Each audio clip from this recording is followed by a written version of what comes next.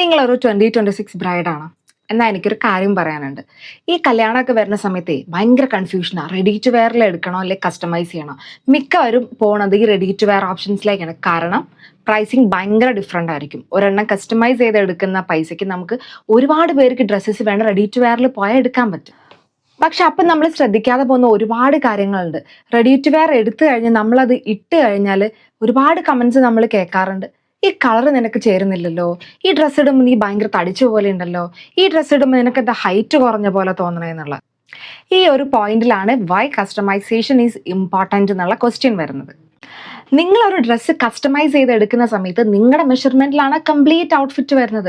അപ്പോൾ ചെറിയ ഓൾട്രേഷൻ വന്നാൽ പോലും പിന്നെ അത് നമുക്ക് ഒന്നും കൂടി റീബിൽഡ് ചെയ്തെടുക്കേണ്ട ആവശ്യം വരുന്നില്ല.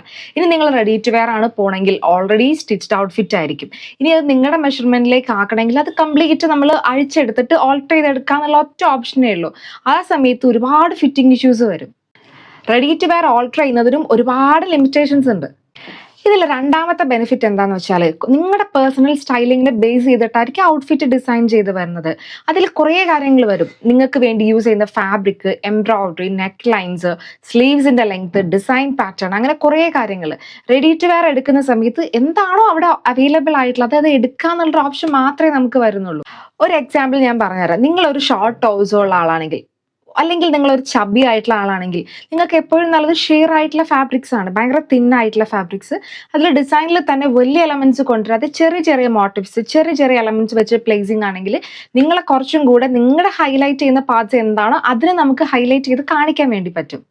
റെഡി ടു വെയറിൽ പോവുകയാണെങ്കിൽ ഈ ഓപ്ഷൻസ് ഭയങ്കര ലിമിറ്റഡ് ആയിരിക്കും.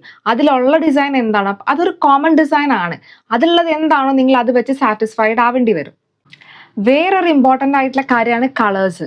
നമുക്ക് ചേരുന്ന കളർ എന്താണെന്ന് ഒരിക്കലും ഡിസൈഡ് ചെയ്ത് നമ്മുടെ ഈ കാണുന്ന ടോണല്ല, നമുക്കൊരു അണ്ടർ ടോൺ ഉണ്ട്. അത് വാം ആണോ കൂൾ ആണോ എന്ന് നോക്കിയിട്ടാണ് മിക്കതും ഡിസൈൻസ് പുതിയതായിട്ട് ചെയ്തെടുക്കുന്നത്.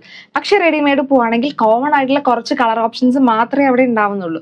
നിങ്ങൾ ഒരു ഷോറൂമിൽ ചെല്ലുമ്പോൾ അവിടുത്തെ വാം ലൈറ്റിൽ നിങ്ങൾക്ക് സ്യൂട്ടബിൾ ആയിട്ടുള്ള ഒരു കളർ നോക്കിയിട്ട് സെലക്ട് ചെയ്യും. പക്ഷെ നമ്മളത് ഡേ ലൈറ്റിൽ വന്നു കഴിയുമ്പോൾ നമ്മുടെ സ്കിൻ ടോൺ വേറെ ആയിരിക്കും, ആ കളർ വേറെ ആയിരിക്കും. അങ്ങനെയാണ് നമുക്കിത് ചേരാതെ വരുന്നത്. സോ ഗൈസ്, കൂടുതൽ ഡീറ്റെയിൽസിനായിട്ട് വെയിറ്റ് ഫോർ പാർട്ട് 2.